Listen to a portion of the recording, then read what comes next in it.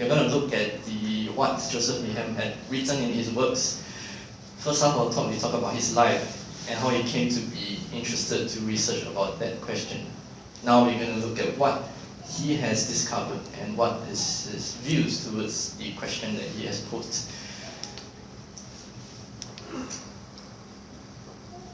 Before we go into the Needham question, this is some of the discoveries of the inventions that predates the West much earlier. Some of these things that we used are quite important in our lives. Gunpowder. Gunpowder was used in China in the 9th century, whereas the West only started to use it in the 13th century. You can see the rest of the inventions here or devices here that China had invented first, which only Europe and the West picked up later on. Printing as well. Printing is very important to the development of a society. There is this theory that the rate of the transfusion or transmission of information in a society leads to the development of that society. The faster, the easier it is to spread information, the better it is for the society. We have two very important stages in our history. One was the printing stage in Europe, where it led to information overload. So that information was passing around very easily. So the second stage where you have such an information transmission was the internet age. So with internet, information was spread very easily. Last time, when I want to go to watch a rally for election, I have to go down and watch, but now I can just sit down and watch from Toggle, and I know what the politicians are saying. So fast, efficient, very easy. Yeah, so this, the conveniences that technology has bring to our lives. Paper also very important. My understanding is that in the West they are using something like a parchment to write things on. Parchment is made of animal skin and it's very tedious. You need to grow the animal, you need to deskin the animal, you need to treat the skin with chemicals, a lot of steps. Paper is so much easier. It's derived from plant materials. You get the fibers from the plant and then you put it into water and you dry it up and you have paper. So it's so much easier to handle this. But I thought ancient Egypt also has something that's similar to paper. They have papyrus. Papyrus, from my understanding, is also quite a good form of writing material, but in comparison to paper, paper is a much more better medium when it comes to recording information. Papyrus is also made from plants, but it's from a specific kind of plants found in Egypt, from my understanding. Yeah. It's very brittle. It's very, very brittle. Yes. If you go to Egypt, you can buy it as a souvenir. It's very easily broken. As a writing material, it's not bad, but it's not as smooth as a true paper, which is what Chinese actually come up with. Okay, that's a good point set up by Sunny. Let's go to the next page. Well, I find that toilet paper was invented in China. 6th century already start to use toilet paper, but West 19th century was so big. No, of course not. This is a modern picture, but there was a record from the Tang Imperial Palace that every year they use certain amount of tons of toilet paper, so that is evidence that toilet paper was already there at that point of time. And then there was also a record from a Muslim trader. A Muslim trader went to China and he complained that the Chinese people don't use water to wash themselves, they use paper. It's so unhygienic. So that's another way to prove that yes, toilet paper was in existence. Then there was another very funny account. A scholar wrote in his book saying that papers with confusion writing, I dare not use them for toilet purposes. So that's another reason, that's another supporting evidence that toilet paper exists. Yeah, so very interesting. Paper currency also started from China, very well used during the Mongol period, especially because there were so many different kinds of currency being used and coins are so heavy. Can you imagine if you want to bring so much coins around with you, paper is so much easier. So the paper works as a representation of money. So when you have this paper, right, you can go to any bank, I call it bank, and you can retrieve the exact amount of coins at these banks. That's the purpose of these paper currencies, for easy trading and usage. Harness, I'm not going to talk so much about this. I have covered this in my earlier talks, earlier part of the year, of the different kinds of harness used on a horse. The Chinese one was one of the more efficient one. In this picture, you can see that it is like a position around at actually the shoulder blade. But for the West, I have no idea why they didn't realize that if you put at the throat, it would choke the horse. But they were doing it for a very, very long time until this came. Then they started to adapt. So the poor horse was being choked. Okay, and roughly, if you need to move the same weight of goods, one horse is enough if you use this harness. But for the Europeans, they need 3 horses. Because the poor horse is having all the load on the throat. So these are the differences in the civilization and how you can see the impact of technology to the convenience of life. So much for the summary of some of the key inventions that originate in China. So now we're going to explore the Needham question. Yes? Some scholars believe that also China invented the suspension bridge and the earthquake management, the dragon's jar. Can you elaborate on that? Suspension bridge, yes. Suspension bridge originated in China. They had the record of this suspension bridge that existed much earlier than when it was in the West. As for the machine that that detects earthquake, that one is very controversial. Some people say that it's an exaggeration because people are looking for hard evidence. So that device did not exist until now. We don't have that exact device that is present today, so we cannot say for sure whether such a technology was really available, but there was a description like what you said. There's a description where there's this equipment where it has the shape of a dragon head at 4 directions, and if there's an earthquake happening at one of the directions, the ball will be released. Many questions being posed, like how exactly is the mechanism like, how is it able to detect the earthquake? Many scholars don't believe that this device exists because they believe that at that point of time the technology is not advanced enough to build something like that. But of course there are opposition camps. Some believe yes, some believe no. So very hard to say unless one day we manage to unearth the device, then we can know for sure that this exists. Yes, so now coming back to the Needham question. First up, we are going to deal with why ancient China had superior technology and science compared to the rest of the civilization. So for one thing that is very unique about China is the geography. If you look at China's map, it is relatively, of course there are rivers and mountains to separate different parts of China, but relatively speaking, China is one whole piece of big mess compared to Europe.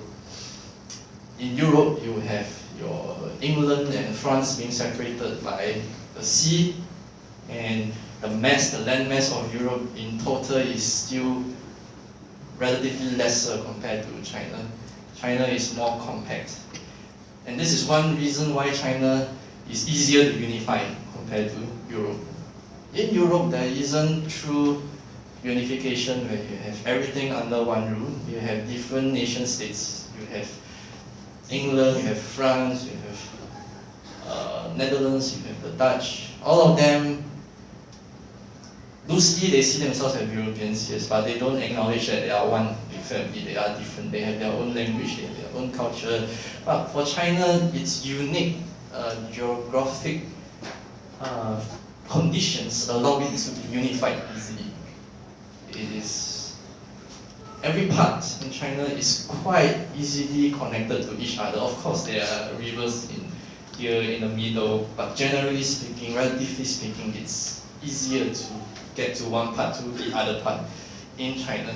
So this results in easy unification. And when it's easy to unify, what is the outcome? The outcome is that you have a supreme ruler of all these lands who can master, who can control and coordinate all the resources within. Easier coordination, easier utilization of the resources. Resources in terms of manpower also, and materials. So all the riches of the land. China is so big, so different parts, they produce different things. So all these materials can be gathered and accumulated together for the greater good of the whole nation, and all these people can be deployed together to do something. The Great Wall of China, what was it built with manpower, and these are the people, the Chinese citizens. The ruler deployed all the peasants to come together and build the Great Wall of China. You can see the things you can do and accomplish with a huge manpower resource. So population is definitely one factor. If you have a big population, you can do many things. When it comes to population, more is good. China, the strength is the population. I do not exactly know the ratio or the proportion of the population in China and Europe, but I am aware that it differs quite a lot. Chinese population is quite big. Question, I thought before there were all the modern European nation, right? Didn't the Roman Empire constitute most of Europe today at that time at the peak of their power? And previously, in Greece, didn't Alexander the Great also control most of the West? Yes. Okay, let's start from the beginning. If you look at Greece, Greece is not really unified. Not Greece, sorry, Greek nation states. Greek nation states are not really unified, but they are individual nation states that are loosely unified under the same culture. Okay, but they are pretty much rather independent of each other. They are a polity that is individual of each other. So when you come to the Romans, yes, they were unified in a loose sense, in a certain sense that they went all the way to England. Yes, I understand, from during Julius Caesar's time. But before that, England was out of their reach. France was also out of their reach. There were other local so-called barbarians who were there. But you can see that shortly after Julius Caesar, in terms of military campaign, he conquered these places, but soon after he was assassinated. And the Roman Empire fell apart very quickly. So if you compare this and China remains unified for at least a dynasty, 100 over years. But for the Roman Empire, it goes apart quite fast. Okay, and the other interesting, unique point is that after the Roman Empire disintegrated, of course, they always look to the ancient Greeks and Romans as an ideal golden age, but there is certain influence on the new European states, but none of the European states would really say that they have returned back to becoming a Greek nation or a Roman Empire. They see themselves as the new entity that is born out of this disintegration. But for Chinese, it's different. They have always linked themselves back to, we are the same old civilization starting from the Zhou. The identity is there. So this is some of the differences when it comes to the West and China. Social, okay, I was talking about geography. Also when it comes to the lands of China, comparatively it is more fertile. If you compare to Europe, and the agrarian economy that emerged in ancient China was very, very advanced in terms of productivity. So this is just an example, it's not exact statistics. For example, maybe 2 farmers can already grow crops that can feed 10 people. But the Europeans, maybe 2 farmers can only grow crops that feed 5 people. That's the kind of difference in productivity. And that is because of the environmental factors, not because the Europeans are lazier or whatnot. But for the Chinese, they have the advantage of a wetland condition in the south. So in the south, it's very suitable for growing rice. Rice is known for being a very efficient source of food. So you just need this plot of land, you can grow a lot of rice and you can feed a lot of people. Rice is a much more efficient source of food compared to the other source of food that was found in Europe. In Europe, because I did not really study very intensively about the subject of history of Europe, but I find it very interesting. I was reading a children's book about the history of the Romans. There's actually one additional step to their staple food. They grow a lot of wheat and they eat a lot of bread stuff. So when they grow the wheat, right, according to this book, what they do is when they buy the wheat, they have to bring it to a baker. One additional step. They bring it to the baker will make it into a dough and bake it into bread and give it to the person. Right? So you have one additional step there. Whereas the rice is very simple. You grow rice, you go to the marketplace, you buy the rice, you go back, you don't need to go through a baker. What's the reason that they have to bring it to another person? It must be some kind of condition that have to make them do I it. think it's because they find it troublesome to go and bake it themselves, or in terms of equipment wise. Actually, I would say the thing is, wheat cannot be eaten right directly. You have to make bread for it. And the thing is, at that, in modern day, right, it's very where you can just buy an electronical oven from NT that price at $30, right? In ancient times, there's no such thing. So in order to bake bread, right, you need to make a chimney. You need to have a constant fire to go and bake the bread. So it is very challenging to have everyone have bread. Yeah. So that's why it's more troublesome. Think of it like the normal person, like the Singapore context, the normal person need to go to work, and then his next source of food is go food court and buy food. So for ancient Rome, the food court is the bakery. They need time to do something else. I would suppose preparing the dough, baking will take a lot of time. So bakery is their easier alternative. Yeah, it's a common feature in all cities, in Roman cities. I understand that. I think through archaeological findings, they find, oh, this is a feature in Roman cities.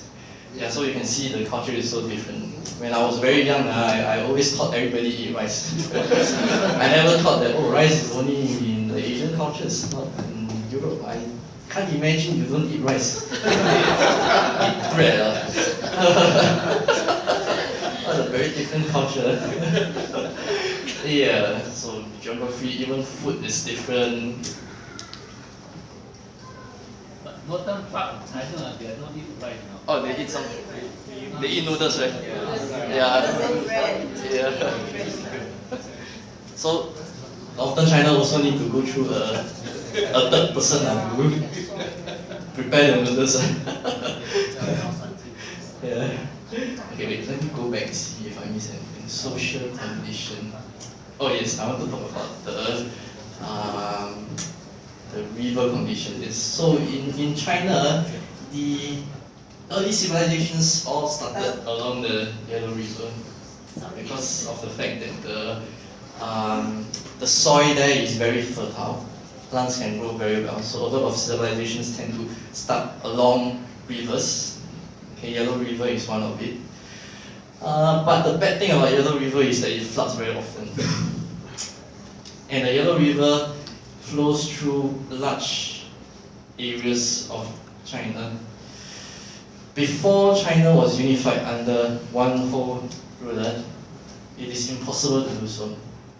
Ancient China uses a system of feudalism. We loosely call it feudalism for now. So in this form of feudalism, you have a respective ruler in each particular area. And sometimes these areas are actually different areas along the Yellow River.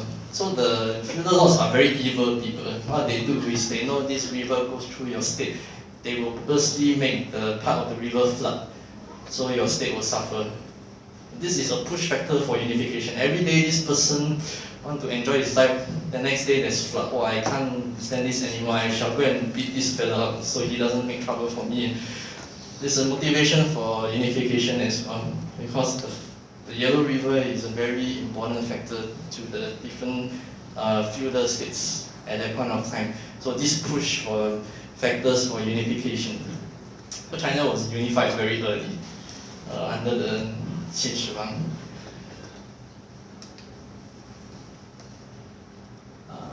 Yeah, I covered this.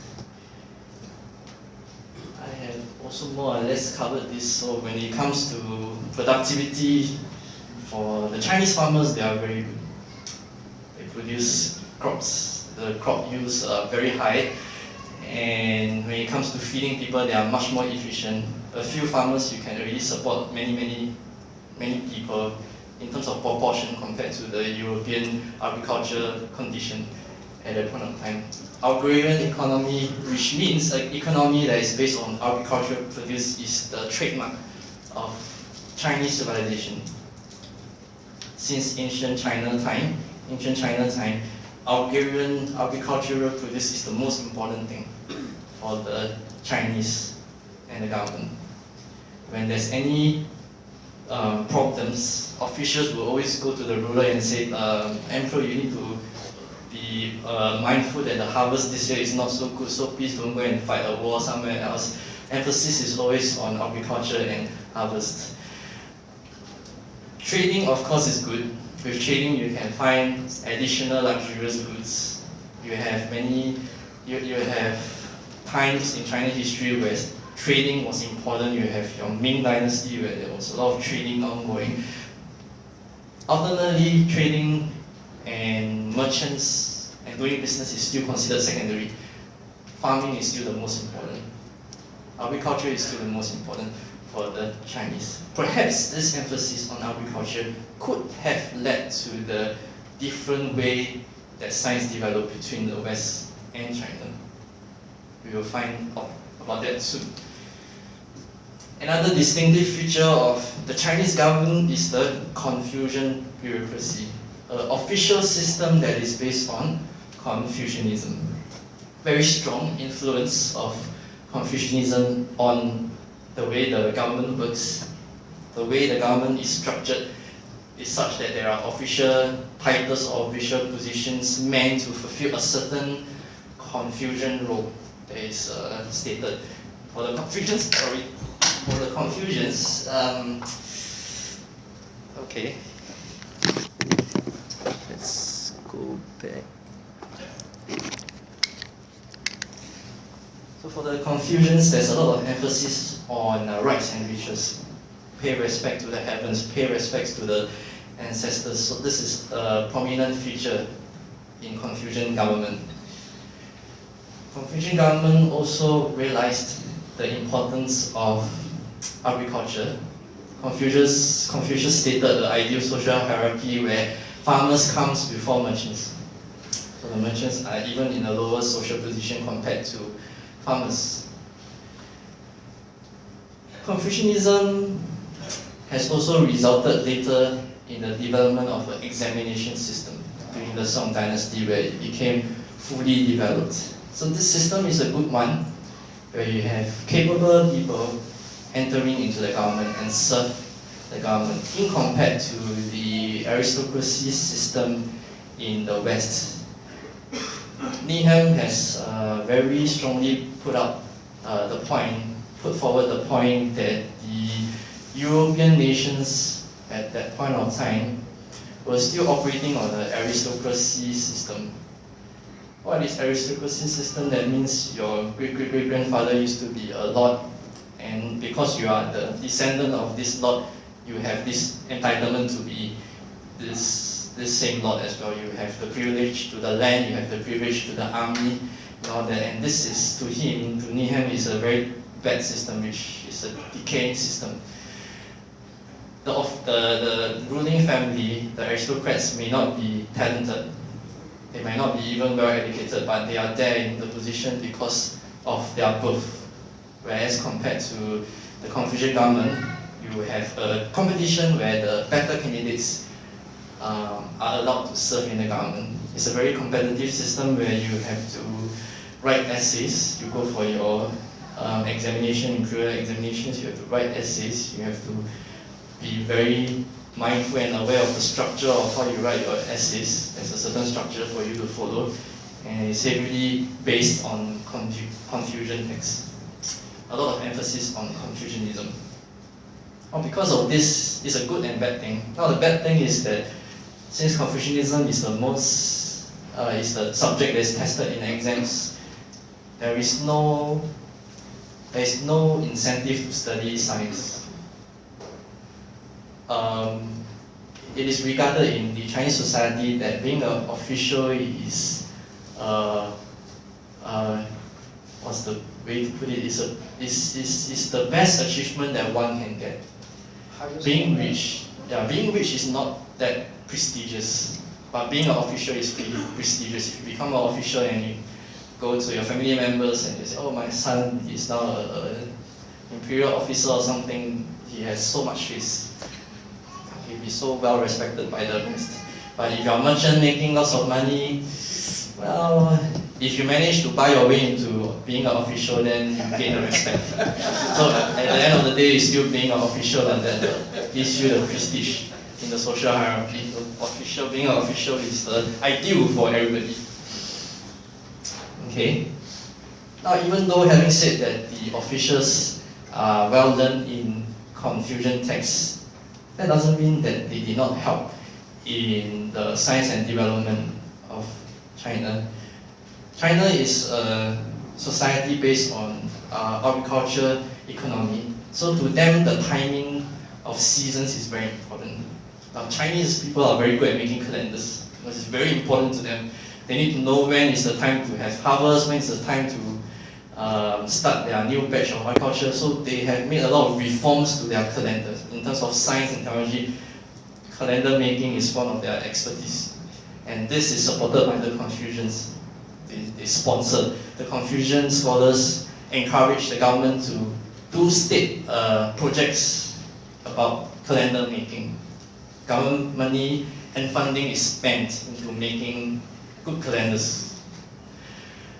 Other than calendars, well, I came across quite an interesting account. There was a official, the son of an official, I don't remember his name. He was quite curious about the circumference of a circle. So he actually went on to explore what is the formula to measure exactly the circumference of a circle. Very interesting story. He actually took a lot of small lines to join the edge of the circle. Okay, because each small line is a straight line, okay?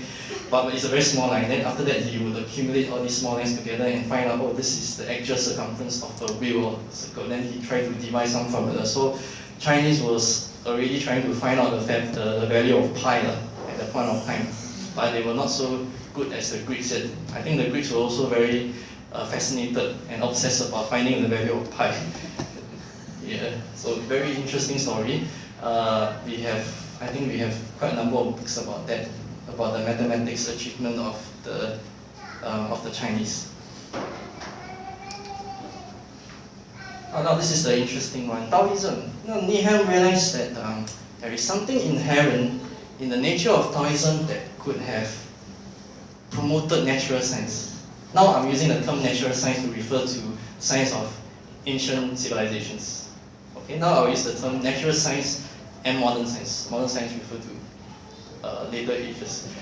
Now, natural science is about the curiosity around things around you in its natural state. In the ideology of Taoism, Taoism talks a lot about wu wei, effortless action, inaction. Now, what does effortless action mean? It's a very abstract term.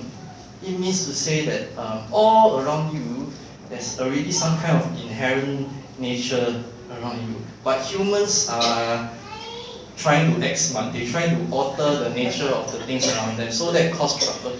Now, if you want things to function properly, you must observe what is the inherent nature of that thing and let it be itself. If that's the case, everything will be fine. Okay, so that is the ideology of Taoism. But if you look at it, it does have something scientific about it, right? Because being a scientist is about observing something in its natural state and list down its characteristics. It's a kind of natural science. So the Taoists are early scientists, proto-scientists in Needham's perspective.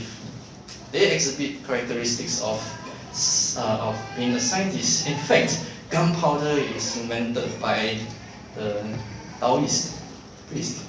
My understanding is that there was some Taoist priest trying to invent the elixir of life. So he was mixing chemicals and boom, it exploded. So that was gunpowder. How ironic it is. Something to make you live longer is used to kill people. Okay, so Taoist priests are early scientists. They observe the nature of things and they record down and catalog things. They are scientists. They are chemists. They are early chemists, if you think of it that way. And another distinctive feature between the West and China is the slavery system. I mentioned that in Rome, there was a heavy emphasis and usage on slaves. Many things were built using slaves. Very simple reasons. Imagine in today's context, I want to enjoy life. My employer comes and tell me, you go and sweep the floor. Oh, sweep the floor so degrading, I'm not going to do it. Ask somebody else go and do it. And who will go and do it? Somebody, the slaves, in this context. So the slaves are used to do all the dirty work that the normal civilians of Rome don't want to do. All the very difficult things like building structures and other stuff. There's an absence of heavy reliance on slaves in China. This is one key difference, as Joseph Needham observed. And this means that if I don't have slaves to help me do things, I need to try to do things in a better way. Because I don't want to go and sweep the floor. So maybe I can invent something that helps me sweep the floor. So that pushes for the need for labor-saving device. Wow, this term was so difficult. When I first see this term in volume 7, I was thinking, what is labor-saving device? So technical. Then I went on to read more and realized, oh, this is what it means. It means that it's a piece of technology that you invent because of the lack of manpower to do something. So you invent something to replace that, so you don't have to do the dirty work yourself. And it saves time and effort. So in China, there's an incentive to come up with more labor-saving device in comparison to Rome. Rome, in this case, that would mean that since I have so many slaves to help me to build the Colosseum, I don't need to build a machine that can help me to better build the Colosseum. I have the slaves to help me do all the dirty work. But that is relative. Okay, not to say that Rome is so backward that they have no architecture advancement to help in building. Of course, they do have machines to help them to build, but relatively speaking, the need for labor-saving devices is more when it comes to China. So that leads to China to have more inventions compared to the West. This is the argument presented by Joseph Needham.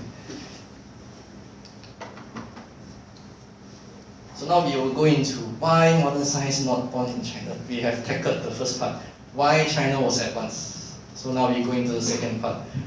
Why was modern science not born in China? It's also to do with culture, and it's also to do with labor-saving device. It's very ironic that the same thing can be a good thing and a bad thing to you. It took me quite some time to digest why the labor-saving device requirement and desire was good initially, but became bad towards the end.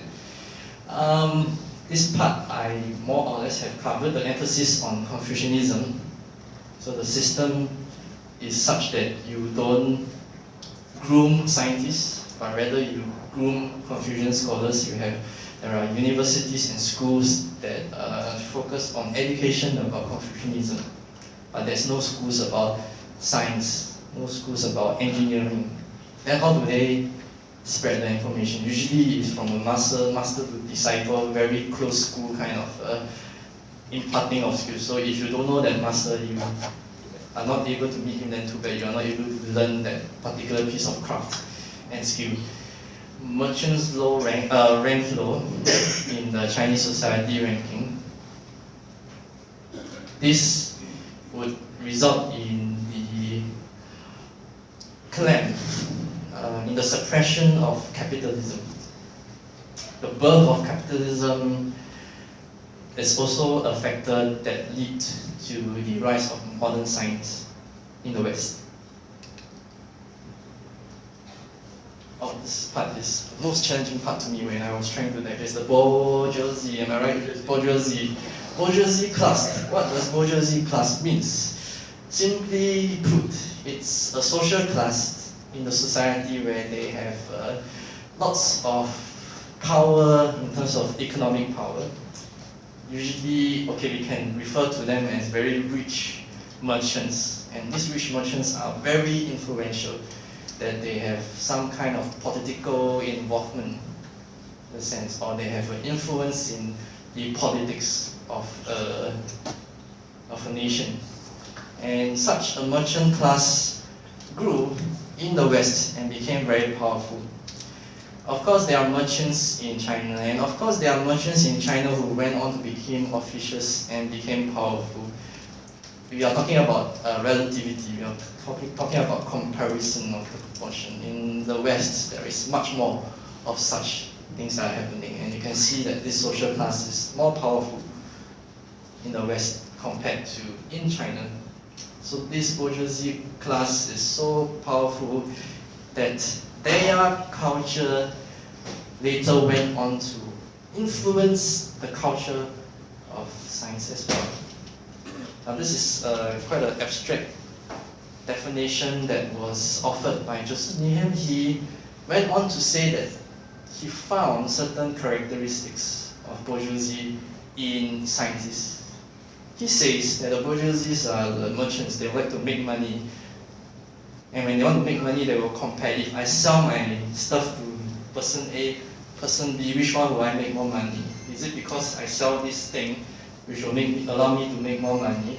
And if I receive some goods, what is the property in these goods that make it more affordable, more sellable to the others? Is it because of the texture, it's more shiny, it's more smooth, and all that? And that is also kind of associated with skills of being a scientist. Because a scientist, when he does experiments, you have to look at the aspects of the object in front of him, you have to look at the properties. So probably the curiosity about the density of something was first started from the profits, motivations of a bourgeoisie, of a merchant. Okay, and that kind of characteristics is transferred to a scientist as well. So the culture of the bourgeoisie class influenced the birth of modern science. Very abstract, not easy to follow. If I take some time to you to digest, in a way it's trying to say that the culture of a society will be spread and transfused to all parts of the society, and you get influenced in some way in the way you think and the way you do things. So the characteristics of the bourgeoisie class influence the thinking and perspective that is required for modern science.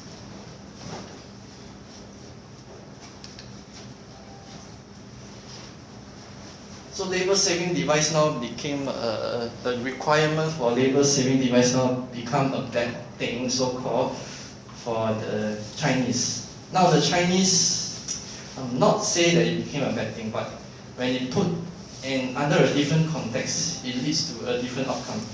So I was saying earlier on that when Rome need to build things, they need to rely on slaves. So with slaves doing the dirty work, they don't have to build so much machines to replace that. Now when it comes to farming, this is exactly what happens. So for the Chinese farmers, they are so efficient when it comes to growing crops that they don't need to build machines to do cultivation. So one or two farmers is already enough to build, to cultivate the amount of crops needed and boost the economy. But for places like England, when it comes to cotton production, they were having a hard time trying to produce a lot of cotton that is needed. So they realized that there's a need to produce some machines to help in the cultivation of cotton and the procedures of treating the cotton to be suitable for later usage.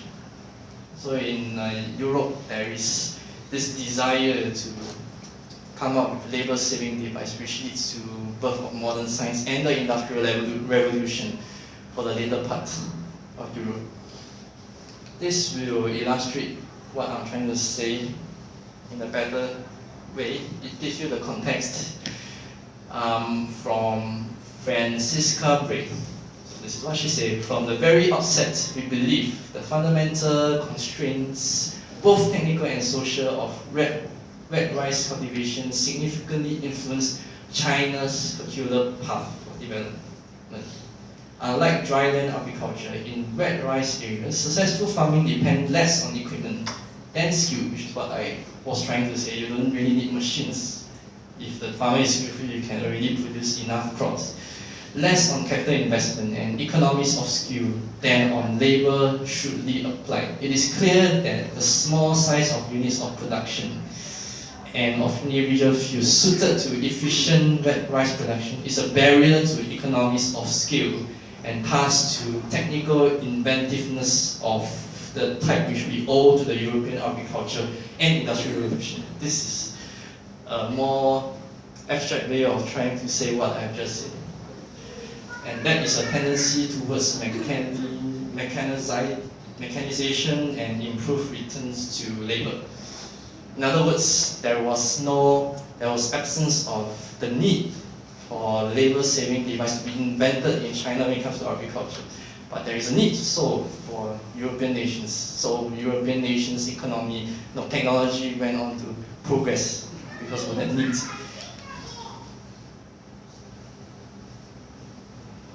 I don't think I want to go through this, it's just something similar. Okay.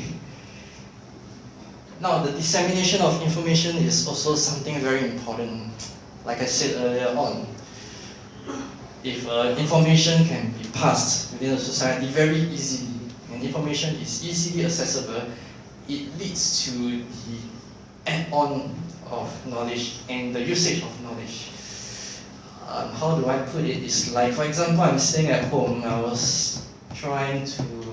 wanted to invest in the stock market.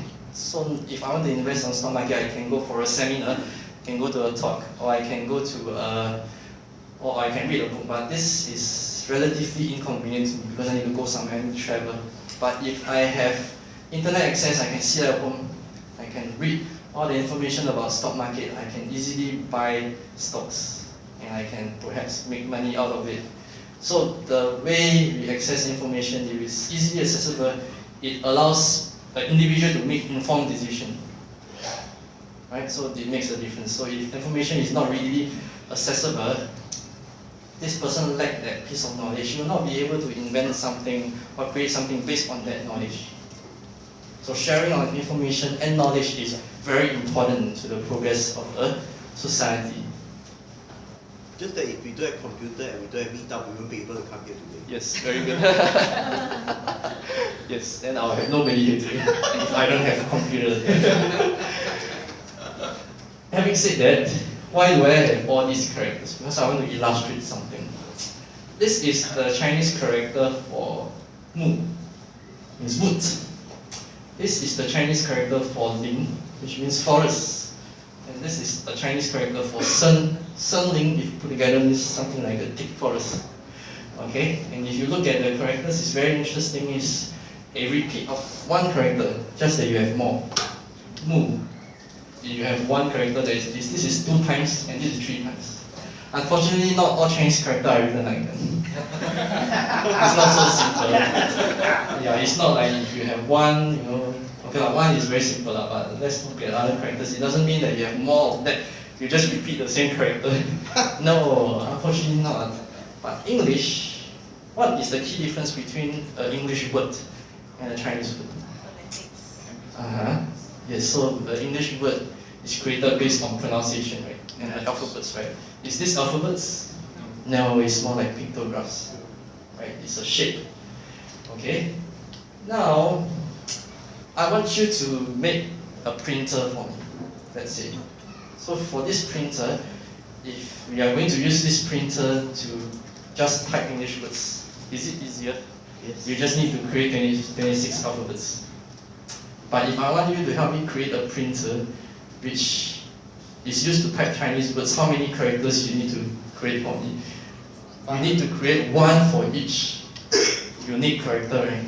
At least 50,000. Yes. Yes, that is the drawback to the Chinese language. And that is one of the hindrance to spreading of information for the Chinese. So even though the Chinese created this is called movable type of printing. Through this method, you see for the Westerners, it was very painful at that time. I understand that there are positions called scribes.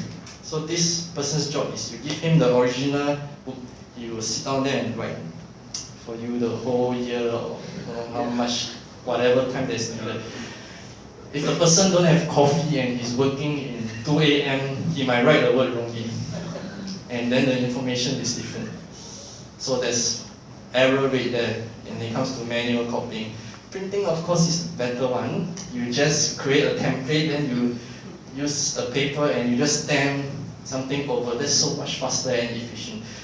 Also, the Chinese realized, oh, this is a better way than writing with hand, and they came up with printing.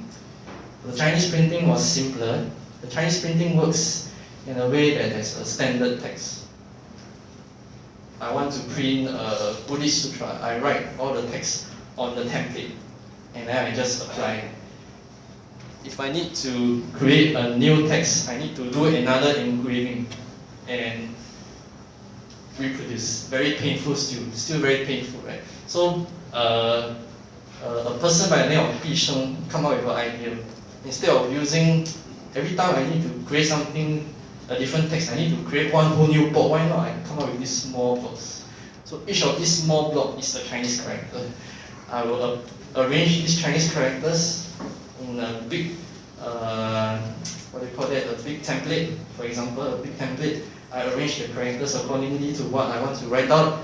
And once it's done, I will photocopy.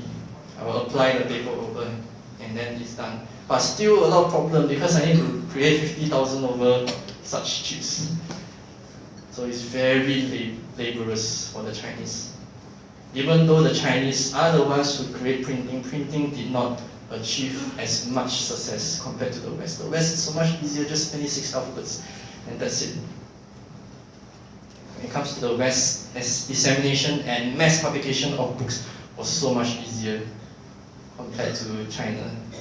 The spreading and transmission of information became more efficient in the West, and that leads to better knowledge accumulation, better knowledge sharing, leads to better science and development.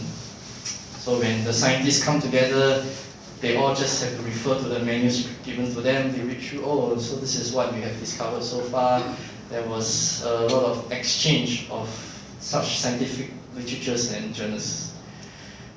Sharing of information was better in the West, and that resulted. I think also because the West generally, the amount of words in that language is actually less than Chinese. Chinese has like 5 times more than, I'm talking about the total number of words.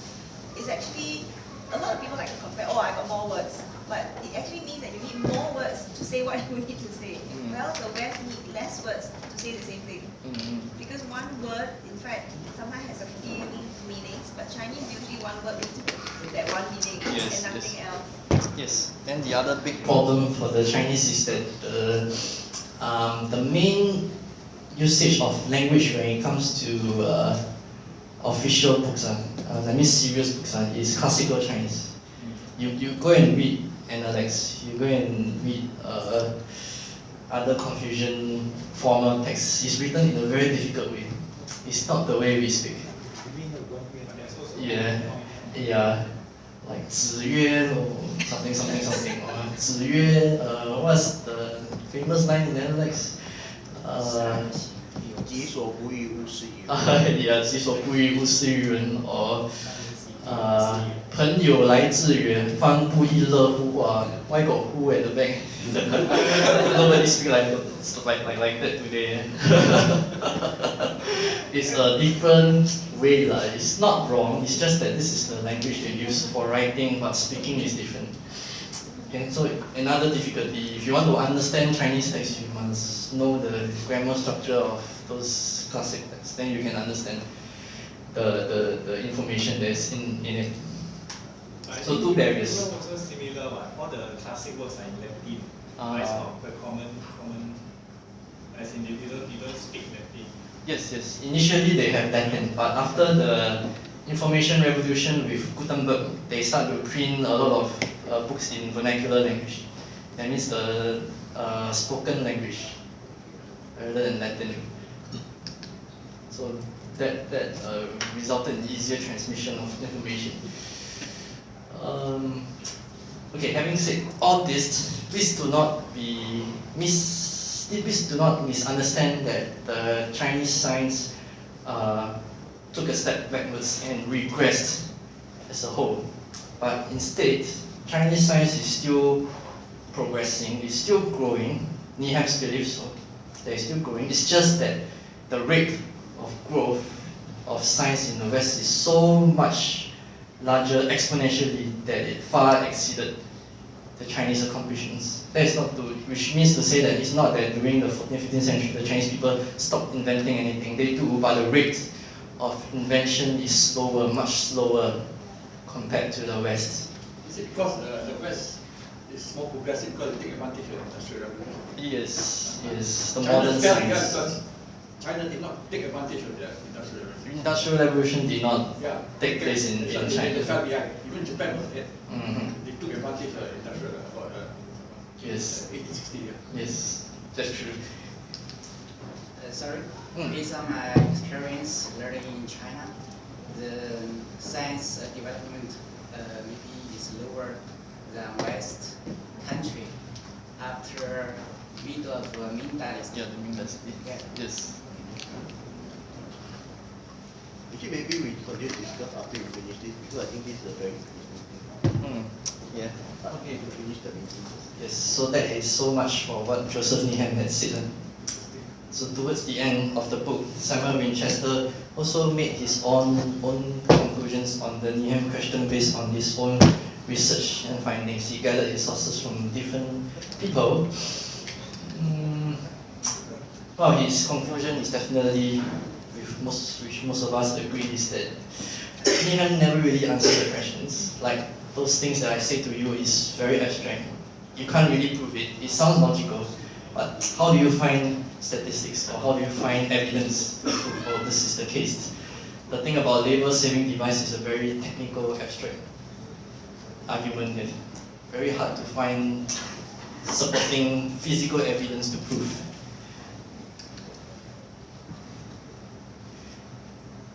Some opinions from other people is that perhaps it's because the Chinese had achieved so much in science that they become arrogant and self-content and they refuse things from others.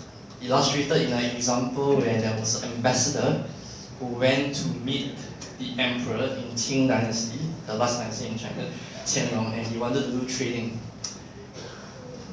Qianlong emperor replied, "No, I'm not interested in your goods. We have all the things we need. I have no use for your country's manufacture. Silly things, I don't need them." So that is a sign of some kind of complacency and rejection of foreign ideas. Complacency and arrogance as well. That's Yes. To make a comment on this, during the previous dynasty, before Qing dynasty and Ming dynasty, right, China was also, it was even more advanced compared to West. But during that time, right, China was actually quite well open to Western ideas. In the mid to the late Qing dynasty, right, the Chinese Ming dynasty emperor actually recruited a lot of the priests from the Western Jesuits? missionaries, Jesuits. right, to go into China, right, to teach the Western science. And also during the late Ming dynasty, where they found that Western canons are better than Chinese canon, right, they actually went to the West and buy a lot of Western canon and further research and improve on it. And so basically you can see that in ancient China, no culture or no civilization can make all the good things in the world. Sometimes this guy make a good thing, sometimes the other guy make a good things. But we can see that actually during the Ming Dynasty, China was quite open. Even the Song Dynasty, China was quite open and quite willing to learn from foreigners. That's how, like, during the Tang Dynasty, right, Buddhism managed to enter China and become currently a very integrated part of Chinese culture. I would say that if let's say what happened in the Ming Dynasty were to continue, right, even Christianity would have become part of the integrated part of Chinese culture. Because during the Ming Dynasty, right, quite a lot of court officials and one or two of the Chinese emperor were actually converted into Catholic. Yes, thanks for the sharing. Emperor Kangxi was also converted to Christianity. Kangxi. Yes.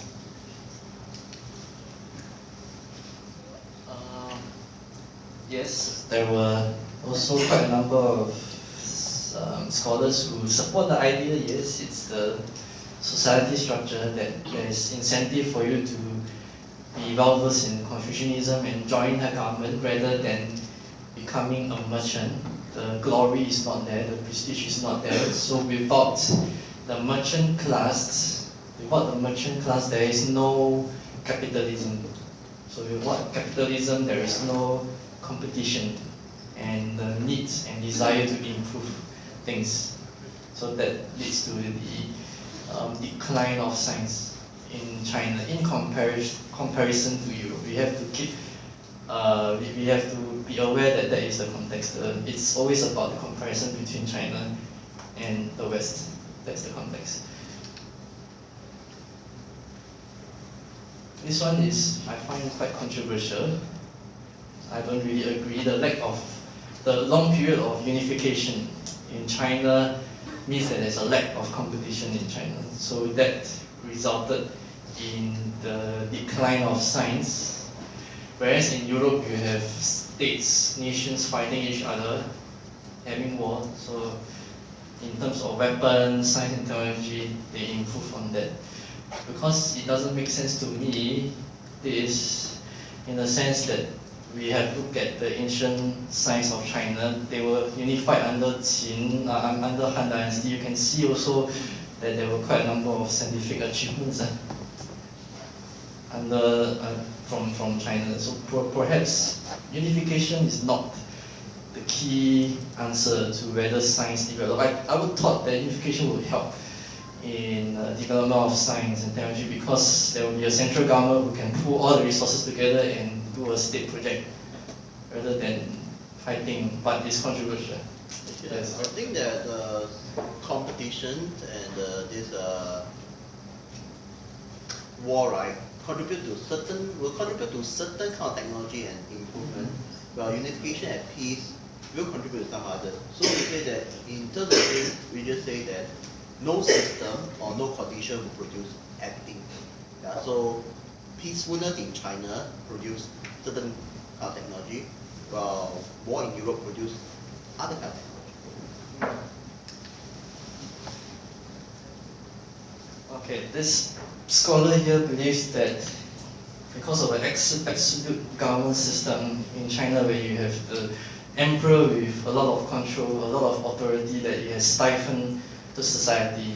There's no exploration of new ideas, everything controlled by the state. And with that, if you don't allow creativity, if you don't allow people to have new, interesting, funny ideas, then you cannot have bring about new advancement in technology. This is what it tries to say. So the state only wants things that is useful for itself. It cannot tolerate other inventions that does not benefit the government.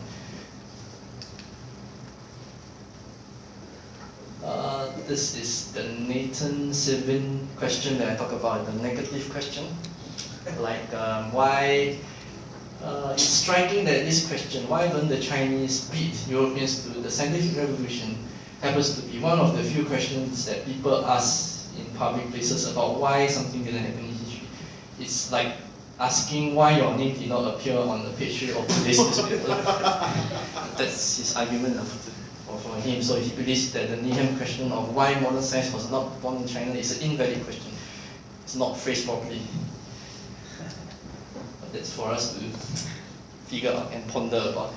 So for the future of modern science in China, which Simon Winchester shared, he believes that this decline of science is just a short moment in China's long history, because you can see that for long periods of time, China's science was very advanced. It's just a short hiccup, and soon things will turn better for China, where you have creativity and inventiveness, and you can see the incentive and encouragement of entrepreneurship now in China. So science in China will grow, and it's a matter of time.